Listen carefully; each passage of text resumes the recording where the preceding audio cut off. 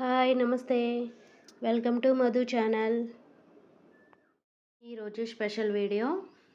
ఇప్పుడు సమ్మర్ కదండి, పిల్లలందరూ కూడా ఇంట్లోనే ఉంటారు కదా. వాళ్ళు ఇంటి దగ్గరుండి అమ్మ ఏవైనా స్నాక్స్ చెయ్యి, ఏవైనా స్వీట్స్ చెయ్యి అని అంటారు కదండి.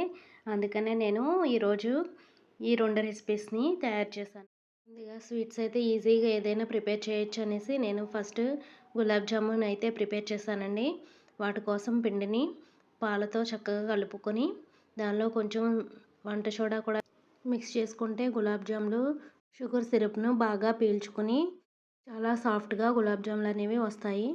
ఆ తర్వాత చిన్న చిన్న ఉండలుగా చేసుకుని ఫ్రై చేసుకోవాలి. అవి బాగా ఫ్రై అయ్యేలోపు ఇంకొక పక్క షుగర్ సిరప్ని అయితే రెడీ చేసుకున్నాను. ఇవి మంచిగా కలర్ వచ్చే వరకు కూడా బాగా ఫ్రై చేసి ఒక పక్కన పెట్టుకున్నాను.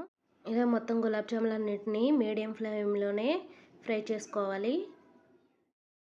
వీటిని సమాన సైజులో కట్ చేసుకుని ముందుగా ఆ తర్వాత వాటిని ఉండలుగా చేసుకోవాలి. చేతికైతే కొంచెం పాలు కానీ ఆయిల్ కానీ అప్లై చేసుకుని చేస్తే గులాబ్ జాములు అనేవి చాలా పర్ఫెక్ట్గా స్మూత్గా వస్తాయి. పై లేయర్ కూడా ఇదిగో చూడండి, మొత్తం అన్ని గులాబ్ జాములు మంచి కలర్తో బాగా వచ్చాయి కదా. ఆ తర్వాత షుగర్ సిరప్ని రెడీ చేసుకుని పక్కన ఉంచుకున్నానండి.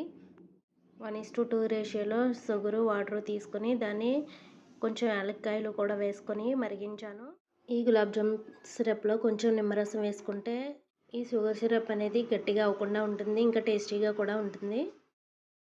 ఆ తర్వాత స్నాక్స్ విషయానికి వస్తే పప్పు చెక్కలు అయితే గుర్తుకొచ్చాయండి. వాటిని ప్రిపేర్ చేయడానికి ఇంట్లో మనకి ఎప్పుడూ అవైలబుల్గా ఉండేటువంటి 1 కప్పు బియ్యం పిండి, కొంచెం శనగపిండి, అల్లం వెల్లుల్లిపాయ పేస్టు, సాల్ట్, ఇంకా మిర్చి పౌడర్ కూడా వేసుకొని బాగా కలుపుకొని ఒక పక్కన పెట్టుకున్నాను. తర్వాత నేను రెడీమేడ్గా దొరికే రైస్ ఫ్లోర్ని వాడానండి. అందుకనే దానిలోకి కొంచెం సగ్గుబియ్యం కూడా పొడి చేసి వేశాను. తర్వాత ముందుగానే కొంచెం వేడి నీటిలో నానబెట్టుకున్న శనగపప్పును కొంచెం ఆయిల్ వేసుకుని పిండిని బాగా కలుపుకొని ఇదిగో ఈక్వల్ షేప్లో ఇలా సిలిండర్ షేప్లో చేసుకుని వాటిని చక్కగా కట్ చేసుకొని రౌండ్ బాల్స్లా ప్రిపేర్ చేశాను. మొత్తం అన్ని రౌండ్ బాల్స్లా ప్రిపేర్ చేసుకున్న తర్వాత వాటిని అప్పడాల్లా ఈజీగా చేశాను. ఇలా అప్పడాల్లా చేయడం చాలా కష్టం అనిపిస్తుంది కదా, నేను చాలా ఈజీగా చేశానండి. ఈ పప్పు చెక్కల్లో శనగపప్పు కాకుండా పెసరపప్పు, ఇంకా కరివేపాకు, నువ్వులు కూడా వాడచ్చండి. అవి కూడా టేస్టీగా ఉంటాయి. వీటన్నిటినీ కూడా చేత్తో ఇలా చేయడానికి చాలా టైం పడుతుంది కదా, అందుకనే నేను ఈ విధంగా ఒక చిన్న బౌల్తో ట్రై చేశాను. చాలా బాగా వచ్చాయి. ముందుగా రౌండ్గా ప్రిపేర్ చేసుకున్న లడ్డూని తీసుకుని దాన్ని సిల్వర్ ఫాయిల్ మీద పెట్టి దానిపైన ఇంకొక సిల్వర్ ఫాయిల్ని పెట్టి గిన్నెతో ప్రెస్ చేయాలి. అంతే, చాలా ఈజీగా రౌండ్గా అప్పడాలు అనేవి వస్తాయి.